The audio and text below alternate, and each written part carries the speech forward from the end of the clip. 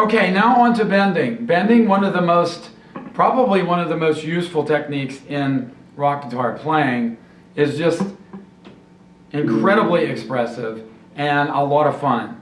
The same issues come up with sore fingers and what fingers you're going to bend with. Now I'm going to bend with my third finger, my second finger, my first finger. Obviously your first finger is going to give you a little bit more trouble because it has no support whatsoever. I still, however, bend up. There will be times when I bend down. There will be times when I'll bend downward with my first finger. Typically my rule is you bend up if you're bending anywhere from string 1, 2, 3, or 4. 4 I may go either direction. String 5 you would bend down, of course, so you don't bend off the top of the neck. And string 6 you have no other choice but to bend down. Don't agree at all with anybody who would bend the third string down. That doesn't make sense to me at all because you're going really in an opposite direction. You're not going to get the power on the vibrato.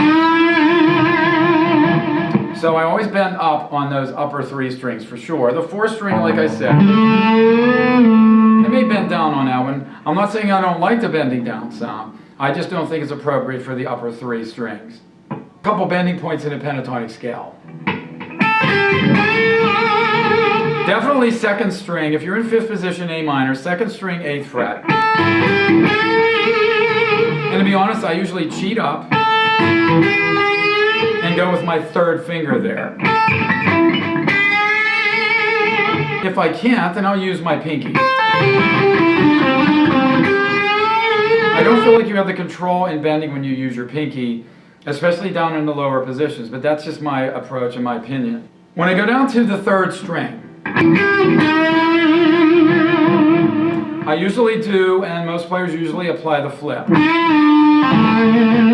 That is a bend up, a release, a pull off, and then a landing on the root typically. You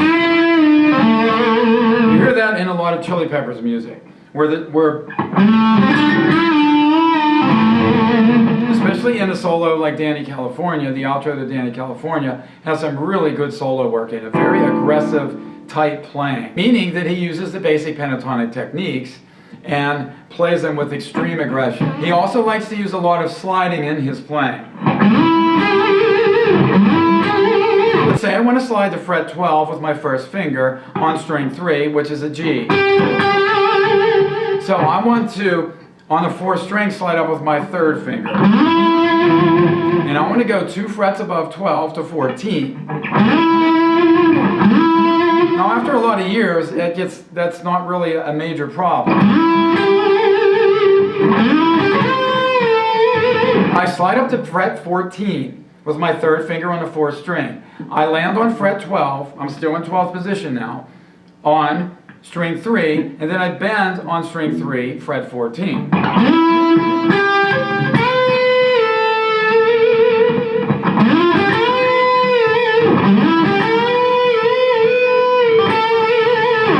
Therefore, I'm landing on A, which is, if we're saying we're in A major, A minor, then that's a good little fill that you can throw in a song. If you're chugging along in A minor,